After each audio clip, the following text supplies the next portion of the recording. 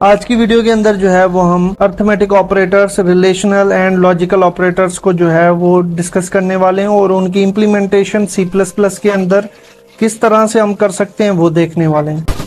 तो सबसे पहले अर्थमेटिक ऑपरेटर्स जो हैं यूज किए जाते हैं मैथमेटिकल ऑपरेशंस के लिए, जैसे कि एडिशन के लिए हम प्लस का साइन इस्तेमाल करते हैं दो ऑपरेंड्स के बीच में, यानी कि दो वेरिएबल्स के बीच में, और उसके अलावा सब्ट्रैक्शन का माइनस का साइन जो हम इस्तेमाल करते हैं। मल्टीप्लीकेशन के लिए स्टार का साइन, डिवीजन के लिए जो है वो फॉरवर्ड स्लैश का साइन हम इस्तेमाल कर रहे होते हैं, और रिमाइंडर चेक करने के लिए हम मॉड्यूलस का साइन जो है वो इस्तेमाल कर रहे होते हैं, जो कि हम नॉर्मली लाइफ के अंदर जो है वो परसेंटेज साइन से रिलेट करवा सकते हैं। तो C++ के अंदर हम इसको किस तरह से इम्प्लीमेंट कर सकते हैं? सबसे पहले हमें दो वेरिएबल इनिशियलाइज करवाने पड़ेंगे, उनकी वैल्यू जो है वो देनी पड़ेगी, और उसके बाद सिंपली हमें जो है किसी भी तीसरे वेरिएबल के अंदर जो है उनका रिजल्ट स्टोर करना पड़ेगा। जैसे कि हमने यहाँ पर सम नाम से जो है एक वेरिएबल को डिक्लेयर किया है, और उसके अंदर जो है वो हमने एक प्रोसेस करवा दिया है a+b का। अब इसका सम जो निकलेगा वो निकलेगा 15, और इसके बाद सेकंड नंबर पर डिफरेंस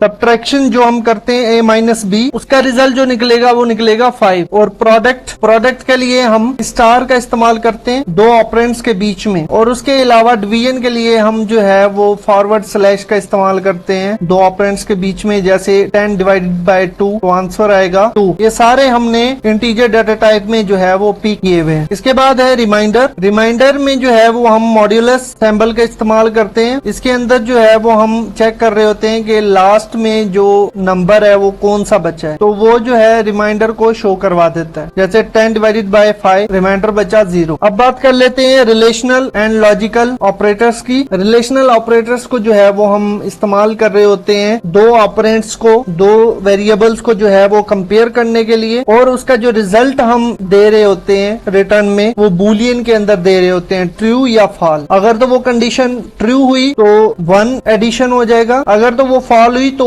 उस ब्रैकेट से वो एग्जिट कर जाएगा। और लॉजिकल ऑपरेटर्स जो हैं ये कंबाइन करने के लिए जो है वो यूज किए जाते हैं। रिलेशनल ऑपरेटर में सबसे पहला ऑपरेटर आ जाता है हमारा इक्वल का। C++ के अंदर जो है वो हम डबल इक्वल का साइन इस्तेमाल करते हैं जब भी हमें दो ऑपरेंड्स को इक्वल जो है वो कंसीडर करना होता है। सिंगल इक्वल और नॉट का सिंबल जो है वो हम इस्तेमाल करते हैं जब हमें ऑपरेंड्स को नॉट इक्वल जो है वो कंसीडर करना होता है। रिटर्न में जो है वो हम ट्रू कंसीडर कर देते हैं। ग्रेटर देन का सिंबल हम तब इस्तेमाल कर रहे होते हैं जब हमारा लेफ्ट वेरिएबल जो है वो राइट वेरिएबल से ग्रेटर देन होता है, तब हम रिटर्न जो है वो ट्रू कर रहे होते हैं। और लेस देन में जो है वो हम रिटर्न ट्रू तब करते हैं जब हमारा लेफ्ट वेरिएबल जो है वो लेस होता है राइट वेरिएबल से। और ग्रेटर देन इक्वल टू, अब ग्रेटर देन का सिंबल वैसा ही होता है, लेकिन उसके साथ हम एक एडिशनल इक्वल की साइन लगा देते हैं ताकि ये कंडीशन जो है वहां पर रिलाई करती है जहां पर अगर दोनों ऑपरेंड इक्वल भी हो तब भी हमारा रिटर्न क्या हो जाए, ट्रू। फिर उसके लिए हमें जो है डबल इक्वल लगाने की जरूरत नहीं पड़ती, हमारा सिंगल इक्वल के साथ ही काम चल जाता है C++ के अंदर। लेस देन और इक्वल टू का साइन हम लगाते हैं जब हमारा लेफ्ट ऑपरेंड जो है लेस देन या इक्वल होता है राइट के। अब लॉजिकल ऑपरेटर्स की बात कर लेते हैं। लॉजिकल ऑपरेटर्स जो हैं इनमें हमारे 3 ऑपरेटर्स आ जाते हैं। सबसे पहला है एंड ऑपरेटर।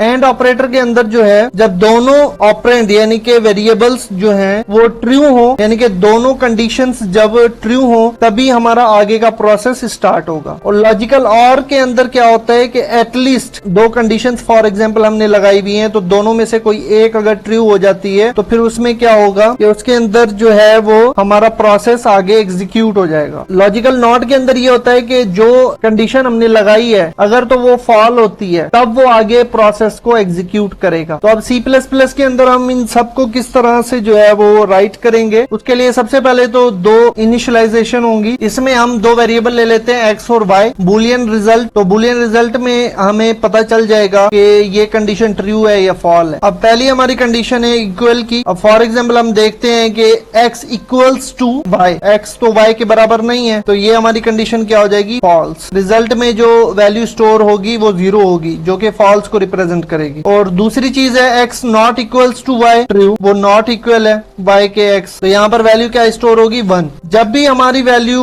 फॉल हो तो 0 स्टोर होगी और ट्रू हो तो 1 स्टोर होगी। थर्ड कंडीशन है हमारी x ग्रेटर देन y, तो x की वैल्यू है 10, y की वैल्यू है 20, तो x जो है वो ग्रेटर देन नहीं है y से, तो कंडीशन क्या हो जाएगी फॉल। और इसके बाद फोर्थ है x less then y, x की वैल्यू है 10 और y की वैल्यू है 20, तो यस x जो है वो लेस देन है y से, ट्रू हो जाएगी ये कंडीशन हमारी। और इसके बाद है x ग्रेटर देन और इक्वल टू y। अब इन दोनों में से कोई भी एक चीज अगर रिलाई करेगी इस कंडीशन के अंदर तो ट्रू हो जाएगी। अब इसमें से फॉर एग्जांपल अगर हम देखें x ग्रेटर देन y, ये फॉल्स है, x इक्वल टू y, ये भी फॉल्स है, दोनों ये फॉल्स हो गए ऑपरेटर्स, तो इसका मतलब है पूरी कंडीशन ही फॉल्स हो गई। तो इसके बाद है x लेस देन और equal to y, x less than है यस, लेकिन इक्वल नहीं है, लेकिन एक ऑपरेटर तो रिलाई कर रहा है ना, तो एक ऑपरेटर रिलाई करने पर जो है वो हमारी कंडीशन क्या हो जाएगी ट्रू। अच्छा, इसके बाद जो है वो हम क्या करते हैं कि हम दो वेरिएबल्स को ले लेते हैं a और b, a को जो है वो ट्रू कर देते हैं और b को जो है वो फॉल्स कर देते हैं। ऊपर हमने x y लिए थे वो सिर्फ रिलेशनल ऑपरेटर्स के लिए थे, अब ये हमने लॉजिकल ऑपरेटर्स के लिए a और b लिए। हमारी फर्स्ट स्टेटमेंट है a